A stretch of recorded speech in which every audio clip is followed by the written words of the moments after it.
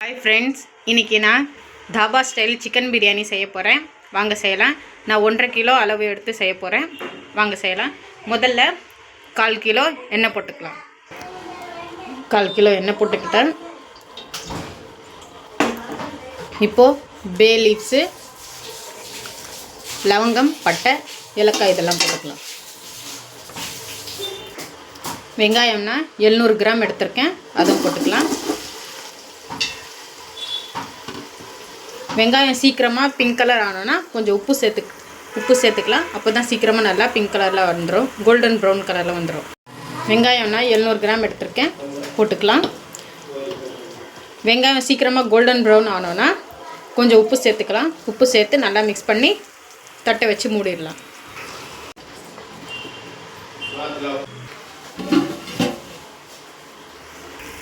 வெங்காயம் நல்லா golden brown pink கலர்ல ஆயிடுச்சு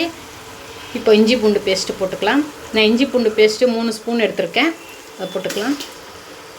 போட்டு இஞ்சி பூண்டு பேஸ்ட் பச்சை வாசனை போற வரைக்கும் நல்லா mix பண்ணிக்கலாம் இஞ்சி பூண்டு பேஸ்ட் நல்லா mix பண்ணிட்டு கொஞ்சோண்டு இது 4 ஸ்பூன் அளவு தண்ணி போட்டு நல்லா mix பண்ணி விட்டுருங்க நீங்க ஸ்கிப் பண்ணாம full வீடியோ பார்த்தா தான் தெரியும் தாபா ஸ்டைல் பிரியாணி எப்படி செய்றாங்கன்னு full வீடியோ பாருங்க நான் ஏன் தெரியுமா இஞ்சி பூண்டு பேஸ்ட் போட்டு தண்ணி போட்டேன் அது தண்ணி போட்டா அடி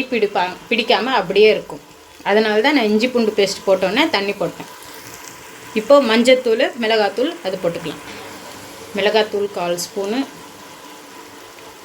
நான் மஞ்சள் தூள் இது 1/4 ஸ்பூன் போட்டுர்க்கேன் மிளகாய் தூள் நான் சக்தி மசாலா எடுத்துர்க்கேன் அத யூஸ் பண்றது அது போட்டுக்கலாம் இத நல்லா mix பண்ணி விட்டுறலாம் மஞ்சள் தூள் எல்லாம் போட்டு மிளகாய் தூள் போட்டு mix பண்ணியாச்சு இப்போதான் ஒரு ட்விஸ்டே இருக்கு எல்லாரும் இஞ்சி பூண்டு பேஸ்ட் போட்ட உடனே chicken போட்டுருவாங்க ஆனா நான் chicken போட மாட்டேன் ஏனா இது தாபா ஸ்டைல் பிரியாணி chicken போடாம நான் தக்காளி புதினா பச்சை மிளகாய் கொத்தமல்லி இதெல்லாம் போட்டுட்டு லாஸ்ட்ல தான் நான் chicken போடுவேன் நான் லாஸ்ட்ல chicken போட்டா chicken உடையாம அப்படியே பீஸா முழு பீஸா அப்படியே இருக்கும் வாங்க போட்டுக்கலாம் நான் தக்காளி 1/4 கிலோ எடுத்துர்க்கேன் போட்டுக்கறேன் இத நல்லா mix பண்ணி விட்டுறலாம் தக்காளி நல்லா mix பண்ணி விட்டுட்டேன் இப்போ மூடி வச்சு கொஞ்ச நேரம் மூடிடலாம் தக்காளி கொஞ்சம் குழையட்டும்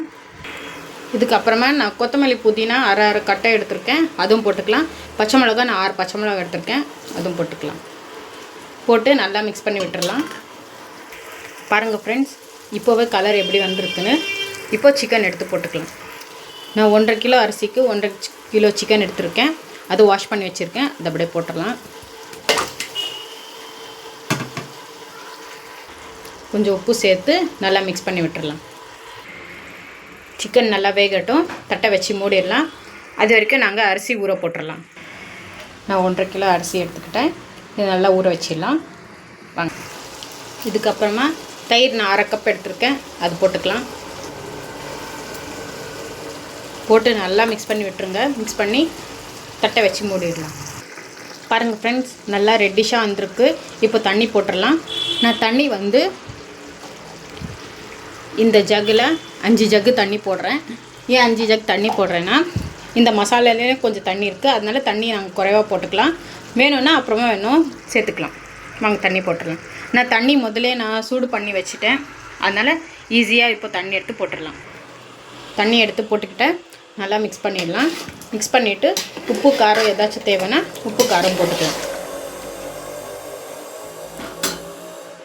எனக்கு உப்பு குறைவா இருக்கு அதனால உப்பு போட்டுக்கறேன் நல்லா கொதி வரட்டும் மூடி வச்சு மூடிடலாம் அரிசி ஊற வச்சிருந்தோம் அது தண்ணி கொஞ்சம் கூட இல்லாம நல்லா வடிகட்டிடலாம் फ्रेंड्स நல்லா கொதி வந்துருச்சு இப்போ வடிகட்டின அரிசியை போட்டுறலாம்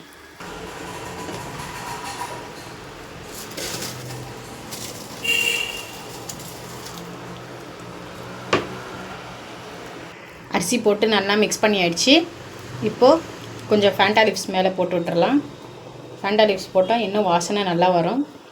இப்போ தட்டு வச்சு மூடிடலாம் நல்லா வேகட்டும் பாருங்க फ्रेंड्स இப்போவே நல்ல வாசனை நல்லா இருக்கு இப்போ ரைஸ் நல்லா mix பண்ணி விட்டுறலாம் mix பண்ணி விட்டு எலுமிச்சை பழ சாற்றையும் கேசரி பவுடர் கலரையும் போட்டுறலாம் பாருங்க फ्रेंड्स பீஸ் ஒண்ணு கூட உடையாம நல்லா வந்திருக்குன்னு இதே மாதிரி நீங்களும் ட்ரை பண்ணி பாருங்க பீஸ் உடையாம நல்லா வரும் இப்போ கேசரி பவுடரும் லெமன் சாற்றை போட்டுறலாம் போட்டு தட்டை மூடி தம்முக்கு விட்டுடலாம். தம்முக்கு விட்டு ஃப்ளேம் ஸ்லோ பண்ணிவிடுங்க. அப்போ தான் கரெக்ட் லெவலில் வந்துடும். ஒரு 15 மினிட்ஸ் அப்புறமா வந்து பார்க்கலாம். டேஸ்டியான பிரியாணி ரெடி. லைக் பண்ணுங்கள், ஷேர் பண்ணுங்கள், மறக்காமல் சப்ஸ்கிரைப் பண்ணுங்கள். தேங்க்யூ.